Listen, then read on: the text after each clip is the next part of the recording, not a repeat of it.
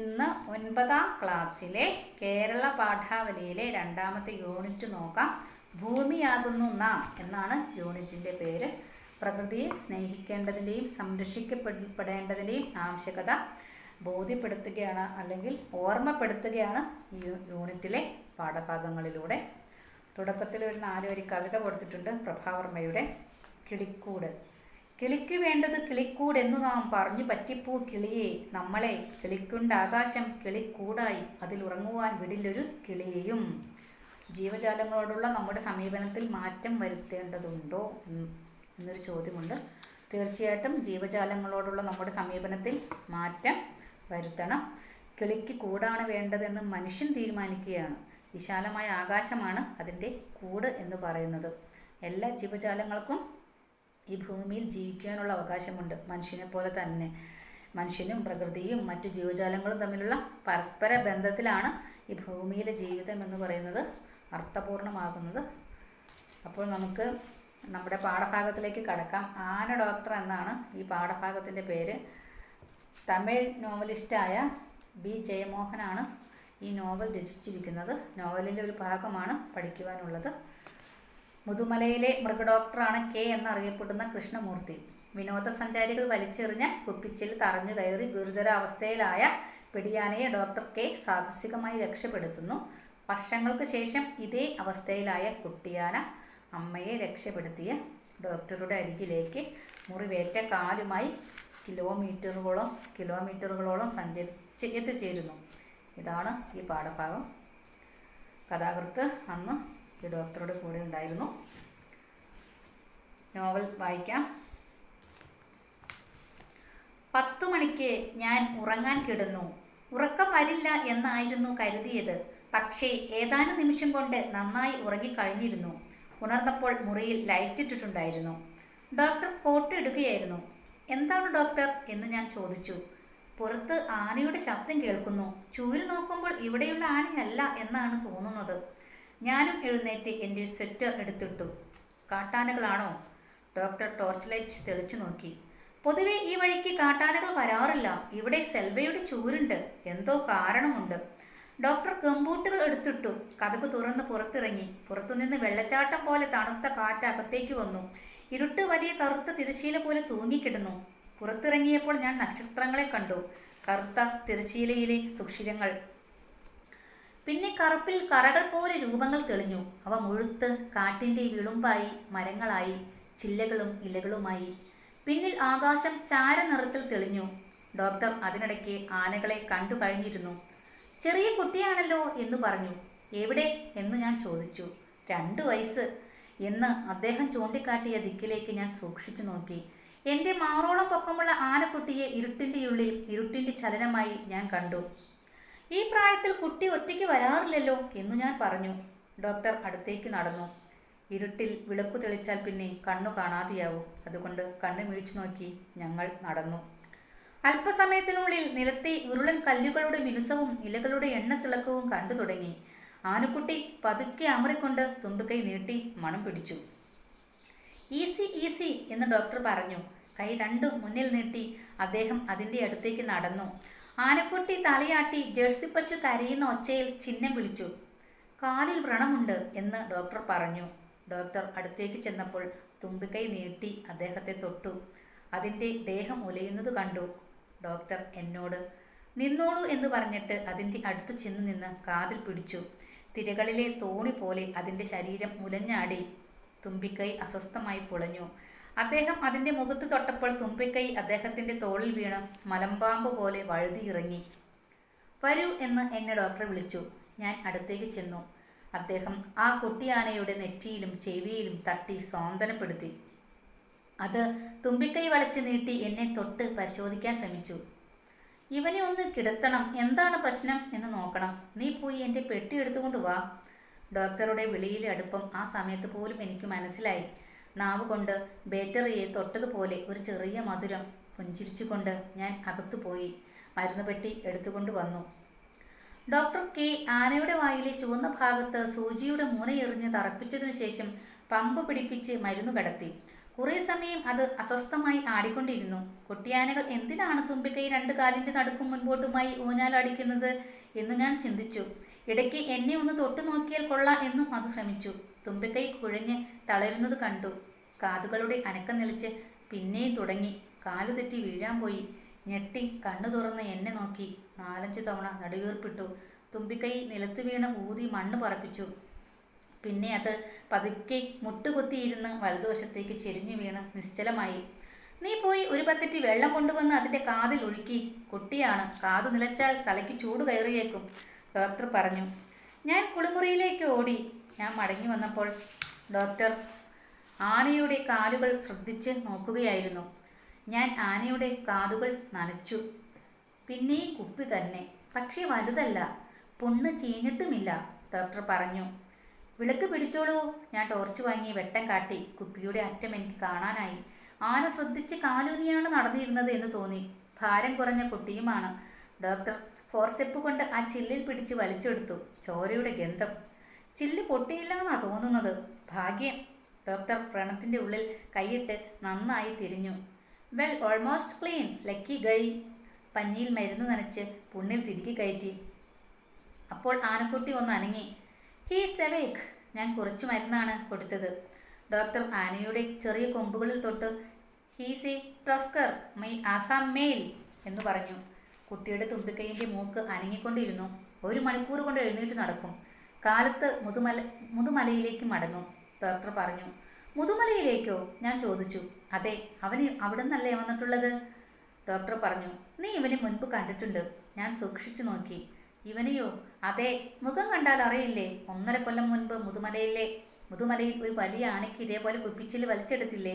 അപ്പോൾ ഒപ്പമുണ്ടായിരുന്ന കുഞ്ഞ് ഇവനാണ്. ഇപ്പോൾ ചെറിയ കൊമ്പയ്ക്ക് മുളച്ച് ആളായി കഴിഞ്ഞിരിക്കുന്നു. ഞാൻ പിന്നെയും നോക്കി. ആനയുടെ മുഖം എങ്ങനെയാണ് തിരിച്ചറിയുക? ഡോക്ടർ ചിരിച്ചു. ഇപ്പം മനസ്സിലായില്ലേ ആനയുടെ കഴിവ്? ആന എത്ര മനുഷ്യ മുഖങ്ങളാ ഓർമ്മിച്ചു വെക്കാറുള്ളത്? ഡോക്ടർ എഴുന്നേറ്റ് കൈകൾ തൂത്തു. ഇത്രയും ദൂരം താങ്കളെ തേടി വന്നതാണോ? അമേസിങ് എന്ന് ഞാൻ പറഞ്ഞു. പാവം, നല്ല വേദന ഉണ്ടാവും. ഈ കുപ്പിച്ചില്ലും കൊണ്ട് എങ്ങനെയാണ് ഇത്രയും ദൂരം ഇവൻ നടന്നത്? ഡോക്ടർ, ആന അങ്ങനെയാണ്. അവ ജീവിക്കുന്നത് കൂടുതൽ വലിയ ലോകത്താണ് എന്ന് പറഞ്ഞു. ആനകളുടെ ഓർമ്മയെപ്പറ്റിയും ചെറിയ അടയാളങ്ങളെപ്പോലും മനസ്സിലാക്കി അവ കിലോമീറ്ററുകളോളം യാത്ര ചെയ്യുന്നതിനെപ്പറ്റിയും ഞാൻ ധാരാളം കേട്ടിട്ടുണ്ട്. 2 ദിവസം കൊണ്ട് 100 കിലോമീറ്റർ നടക്കാനാവും. 300 കിലോമീറ്റർ നടന്ന് ഒരാളെ അന്വേഷിച്ചു പോയ ആനയുടെ കഥ ഡോക്ടർ തന്നെ പറഞ്ഞിട്ടുണ്ട്. എന്നാലും മുതുമലയിൽ നിന്ന് എങ്ങനെയാണ് അവ വന്നത് എന്ന് എനിക്ക് ചിന്തിക്കാൻ പോലും കഴിഞ്ഞില്ല. ഞങ്ങൾ പോയത് ജീപ്പിലായിരുന്നു. അത് നടന്ന് 1.5 കൊല്ലം കഴിഞ്ഞു. മുതുമലയിൽ നിന്ന് ടോപ്പ് സ്ലിപ്പിലേക്ക് വരണമെങ്കിൽ വഴിക്ക് 10 സ്ഥലത്തെങ്കിലും ഗ്രാമങ്ങൾക്കുള്ളിൽ കയറണം. 4 റോഡ് മുറിച്ചു കടക്കണം. ഞങ്ങൾ മടങ്ങി വീടിൻ്റെ ഉള്ളിൽ കയറുന്നതിന് മുൻപ് ഡോക്ടർ കെ തിരിഞ്ഞു നോക്കി. ഇരുട്ടിൽ കറുത്ത ചലനങ്ങൾ കണ്ടു. ഒരു വലിയ ആനക്കൂട്ടം തന്നെ അവിടെ ഉണ്ടായിരുന്നു. ഞാൻ ടോർച്ച് പൊന്തിച്ചപ്പോൾ നോ എന്ന് ഡോക്ടർ കെ പറഞ്ഞു. ആനകൾ കുട്ടിയുടെ അടുക്കലെത്തി അതിനെ വളഞ്ഞു നിന്നു. വിളിച്ചുകൊണ്ട് പോകട്ടെ, വരൂ, ഡോക്ടർ പറഞ്ഞു. ഞങ്ങൾ ഉള്ളിലേക്ക് കടക്കാൻ തിരിഞ്ഞപ്പോൾ പെട്ടെന്ന് 30ഓളം ആനകൾ ഒരുമിച്ച് തുമ്പിക്കൈ പൊക്കി ചിഹ്നം വിളിച്ചു. എൻ്റെ ദേഹം വിറച്ചു. കോൾമയർ കൊണ്ട് കണ്ണുനീരോടെ ഞാൻ നിന്നു.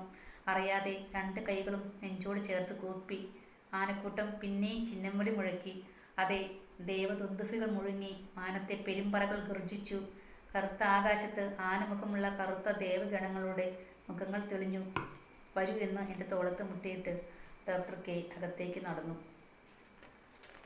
അപ്പോൾ വർഷങ്ങൾക്ക് ശേഷം ഈ പിടിയാന കുട്ടിയാന അമ്മയെ ചികിത്സിച്ച് ഭേദമാക്കിയ ഈ ഡോക്ടറുടെ അരികിലേക്ക് വരികയാണ്. ഡോക്ടർ അവനെയും ചികിത്സിച്ച് വിടുകയാണ്. എന്തൊരു ബന്ധമാണല്ലേ ആനകളുടെ ഓർമ്മശക്തിയും. എത്രയോ കിലോമീറ്ററുകൾ താണ്ടിയാണ് അവ ഡോക്ടറുടെ അടുത്ത് എത്തിയത്. അപ്പോൾ നമുക്ക് എന്താണ് ഇതിൽ നിന്ന് മനസ്സിലാക്കാൻ കഴിയുന്നത്? ഈ ഡോക്ടർക്ക് മൃഗങ്ങളോടുള്ള അഭേദ്യമായ സ്നേഹം. ഇനി നമുക്ക് കുറച്ച് ചോദ്യങ്ങളുണ്ട്. ചോദ്യങ്ങൾ നോക്കാം. നോവൽ ഭാഗത്തെ ഏതെല്ലാം സന്ദർഭങ്ങളാണ് ഡോക്ടർ കെയും ആനകളും തമ്മിലുള്ള വൈകാരിക ബന്ധം സൂചിപ്പിക്കുന്നത്? കണ്ടെത്തി എഴുതുക. അപ്പോൾ ഏതൊക്കെ സന്ദർഭങ്ങളാണ് ഈ ഡോക്ടർ കെയും ആനകളും തമ്മിലുള്ള വൈകാരിക ബന്ധം സൂചിപ്പിക്കുന്നത്? ഏതൊക്കെയാണ്? കാലിൽ വ്രണമുണ്ട് എന്ന് ഡോക്ടർ പറഞ്ഞു. ഡോക്ടർ അടുത്തേക്ക് ചെന്നപ്പോൾ തുമ്പിക്കൈ നീട്ടി അദ്ദേഹത്തെ തൊട്ടു. അത് ഒരു സന്ദർഭമാണ്. പിന്നെയോ, അദ്ദേഹം അതിൻ്റെ മുഖത്ത് തൊട്ടപ്പോൾ തുമ്പിക്കൈ അദ്ദേഹത്തിൻ്റെ തോളിൽ വീണ് മലമ്പാമ്പ് പോലെ വഴുതിയിറങ്ങി. അത് വേറൊരു സന്ദർഭം. പിന്നെ അദ്ദേഹം ആ കുട്ടിയാനയുടെ നെറ്റിയിലും ചെവിയിലും തട്ടി സാന്ത്വനപ്പെടുത്തി. അപ്പം അങ്ങനെ 3 സന്ദർഭങ്ങളുണ്ട്. ഈ ഡോക്ടറും ഈ ആനകളും തമ്മിലുള്ള വൈകാരിക ബന്ധം സൂചിപ്പിക്കുന്ന സന്ദർഭങ്ങൾ. പിന്നെ എന്താണ് ഒരു കാര്യം കൂടി പറയുന്നുണ്ട് അല്ലേ, മുഖം കണ്ടാൽ അറിയില്ലേ. 1.5 കൊല്ലം മുൻപ് മുതുമലയിൽ ഒരു വലിയ ആനയ്ക്ക് ഇതേപോലെ കുപ്പിച്ചില് വലിച്ചെടുത്ത കാര്യം അദ്ദേഹം അത് പറയുന്നുണ്ട്. അപ്പോൾ ഒപ്പം ഉണ്ടായിരുന്ന കുഞ്ഞുവിനാണ് അദ്ദേഹത്തിൻ്റെ ഓർമ്മശക്തി. അദ്ദേഹത്തിന് ഏത് ആനയെയും അദ്ദേഹം ഒരിക്കൽ കണ്ടു കഴിഞ്ഞാൽ പിന്നീട് അദ്ദേഹത്തെ കണ്ടാൽ അദ്ദേഹത്തിന് തിരിച്ചറിയുവാൻ കഴിയും, ഇത് ഇന്ന സ്ഥലത്ത് ജീവിക്കുന്ന ആനയാണ് എന്നുള്ളത്.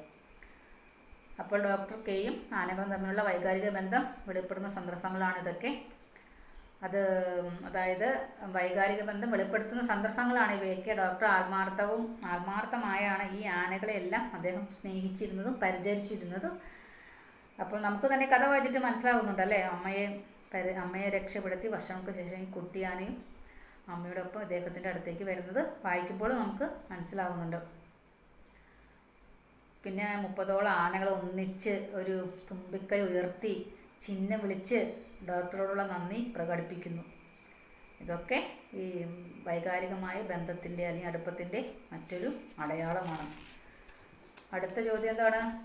പുറത്തുനിന്ന് വെള്ളച്ചാട്ടം പോലെ തണുത്ത കാറ്റ് അകത്തേക്ക് വന്നു. ഇരുട്ട് വലിയ തിരശ്ശീല പോലെ തൂങ്ങിക്കിടന്നു. പുറത്തിറങ്ങിയപ്പോൾ ഞാൻ നക്ഷത്രങ്ങളെ കണ്ടു, കറുത്ത തിരശ്ശീലയിലെ സുഷിരങ്ങൾ. ഇത്തരം പ്രയോഗങ്ങളാണ് ഗദ്യഭാഷയെ കൂടുതൽ ആകർഷകമാക്കുന്നത്. പാഠഭാഗത്തിലെ മറ്റു സന്ദർഭങ്ങൾ കൂടി കണ്ടെത്തി അവ നോവൽ ഭാഗത്തിന് എങ്ങനെ ഭംഗി നൽകുന്നു എന്ന് ചർച്ച ചെയ്യുക.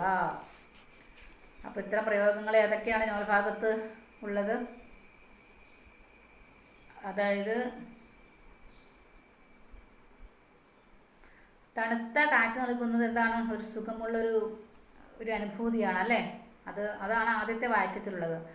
കാഴ്ചയെ മറയ്ക്കുന്ന തിരശ്ശീല പോലെയുള്ള ഇരുട്ട് എന്ന പ്രയോഗത്തിലോ ഇരുട്ടിനെ തിരശ്ശീലയായിട്ട് കൽപ്പിച്ചിരിക്കുന്നു. നക്ഷത്രങ്ങൾ എങ്ങനെ കൽപ്പിച്ചിരിക്കുന്നത്? കറുത്ത തിരശ്ശീലയിലെ സുഷിരങ്ങളായിട്ട്. പിന്നെ കൂടുതൽ പ്രയോഗങ്ങൾ ഏതൊക്കെയായിരിക്കാം? തിരകളിലെ തോണി പോലെ അതിൻ്റെ ശരീരം ഉലഞ്ഞാടി.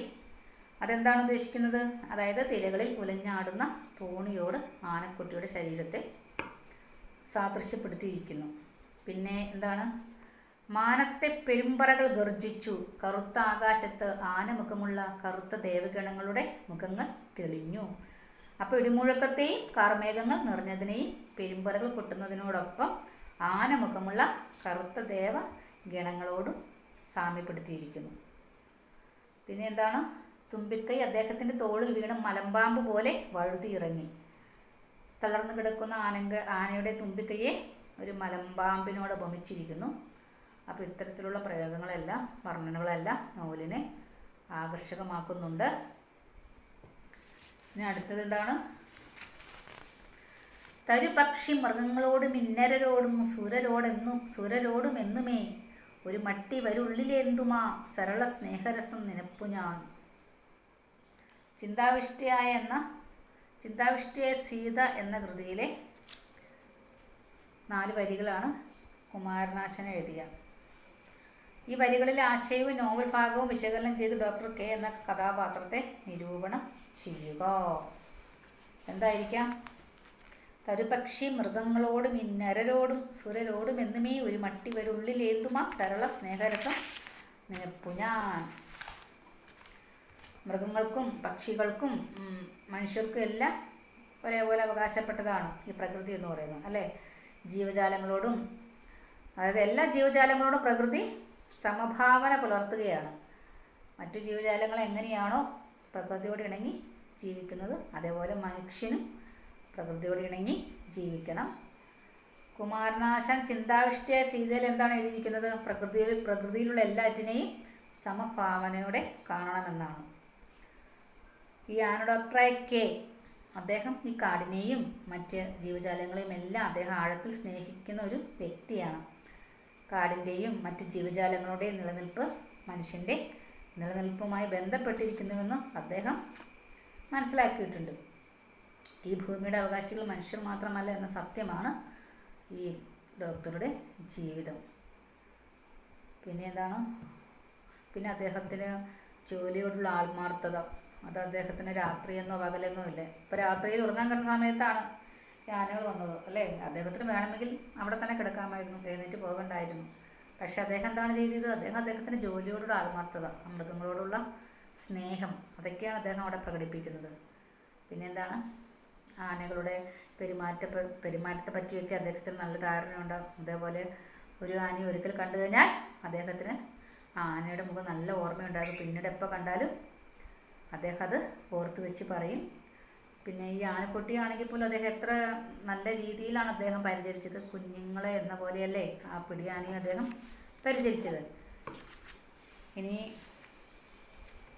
അടുത്ത ചോദ്യം, വിനോദസഞ്ചാരികളിൽ ചിലരുടെ പ്രവൃത്തികൾ വന്യമൃഗങ്ങളുടെ സ്വൈര്യ ജീവിതത്തെ എങ്ങനെയെല്ലാം ദോഷകരമായി ബാധിക്കുന്നു എന്ന് നാം നോവൽ ഭാഗത്ത് കണ്ടു. ഇതുപോലെ പ്രകൃതിയുടെ താളം തെറ്റിക്കുന്നതുമായി ബന്ധപ്പെട്ടതും മൃഗങ്ങൾ പ്രാധാന്യത്തോടെ വരുന്നതുമായ നിരവധി വാർത്തകൾ നിങ്ങളുടെ ശ്രദ്ധയിൽപ്പെട്ടിരിക്കുമല്ലോ. അവ വിശകലനം ചെയ്ത് പ്രകൃതിയെ കരുതലോടെ കാക്കാം എന്ന വിഷയത്തിൽ ഒരു പ്രഭാഷണം തയ്യാറാക്കി അവതരിപ്പിക്കും, ഒരു പ്രസംഗം തയ്യാറാക്കി അവതരിപ്പിക്കും. അപ്പോൾ അതൊക്കെ നിങ്ങൾ ചെയ്യുക. പിന്നെ എന്താണ് അടുത്ത ചോദ്യം, ഡോക്ടർ കെ ആനയുടെ വായിലെ ചുവന്ന ഭാഗത്ത് സൂചിയുടെ മുന എറിഞ്ഞ് തറപ്പിച്ച ശേഷം പമ്പ് പിടിപ്പിച്ച് മരുന്ന് കടത്തി തിരകളിലെ തോണി പോലെ അതിൻ്റെ ശരീരം മുലഞ്ഞാടി തുമ്പിക്കൈ അസ്വസ്ഥമായി പൊളഞ്ഞു. പാഠഭാഗത്ത് ഇത്തരത്തിലുള്ള വലുതും ചെറുതുമായ വാക്യങ്ങളും വൈവിധ്യമാർന്ന വാക്യരചനാ രീതികളും കാണാമല്ലോ.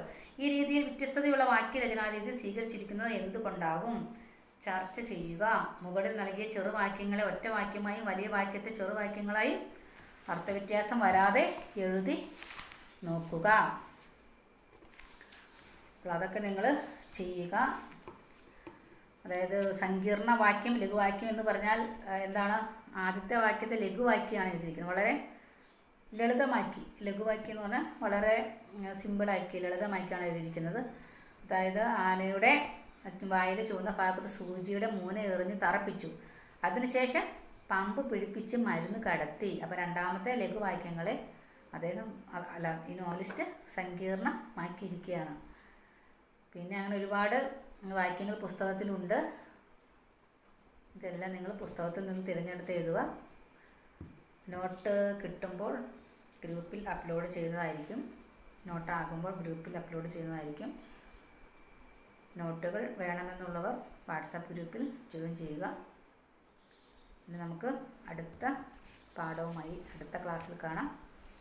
അതുവരെ എല്ലാവർക്കും നമസ്കാരം.